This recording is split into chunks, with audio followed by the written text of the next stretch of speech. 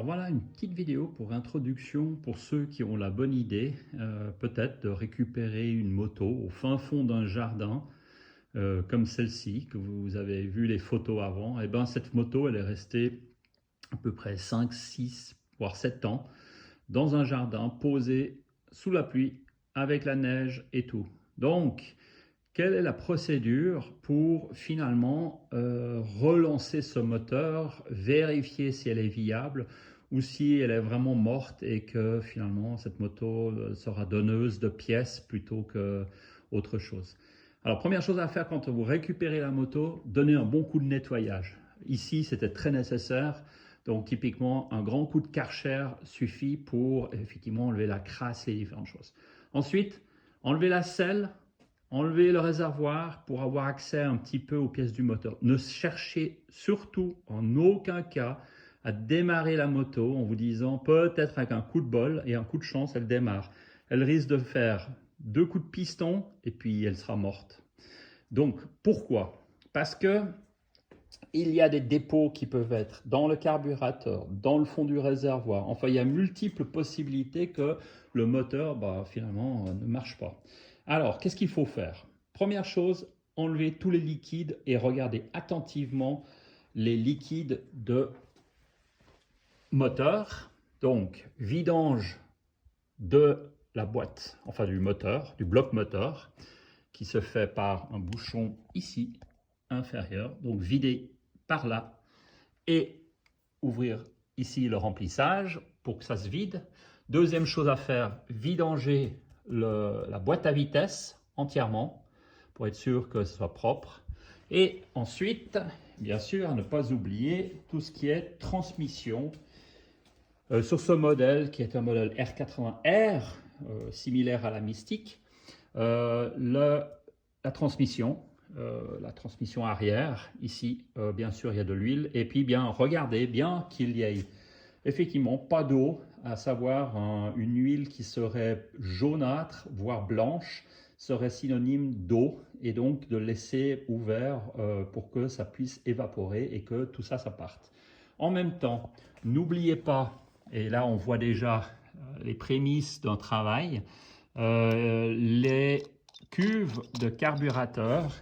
Et ici, très clairement, on voit les effets déjà assez catastrophiques de l'essence qui a stagné avec de l'eau et l'entrée d'eau. Ça a oxydé le flotteur. Donc, vérifiez, enlevez, nettoyez. Puis, je vous montrerai comment après faire le démontage. Enlevez les caches soupapes parce qu'il y a aussi de l'huile et ça permettra de voir un peu l'état général. Sortez, vous voyez, on a eu pas mal de peine à sortir cette bougie qui était rouillée dans le cylindre. Voilà. Ensuite, enlevez le cache à l'avant. En gros, ce qu'il faut faire, c'est une mise à nu totale. J'ai oublié, effectivement, le filtre à huile, ici, à démonter, à sortir. Enlever le plus de pièces pour voir l'état général. Le but étant d'accéder aux différentes composantes pour permettre un nettoyage. Ensuite, une vérification à faire, c'est est-ce que le moteur est bloqué? Les pistons sont-ils rouillés dans les cylindres? Qu'une seule solution, c'est enlever les bougies, comme je l'ai fait ici, des deux côtés bien sûr, d'accord? Sur les deux cylindres, vous enlevez les bougies. Vous voyez que celui-là, il n'est pas dans le meilleur non plus, meilleures conditions. Mettez un peu d'huile ici à l'intérieur directement, alors vraiment du genre quelques gouttes, ou si vous avez un spray, sprayez à l'intérieur. Et mettez une vitesse, la 5e, et faites tourner de telle sorte que les pistons puissent s'actionner. Alors typiquement, voilà, on voit déjà que la boîte à vitesse marche bien, juste en passant. Et puis maintenant, vous voyez, là je suis en appui, et puis je vais pousser, et à la main, sans trop forcer. Vous voyez que, et on entend, il y a de la compression, et on voit que ça marche et ça fonctionne.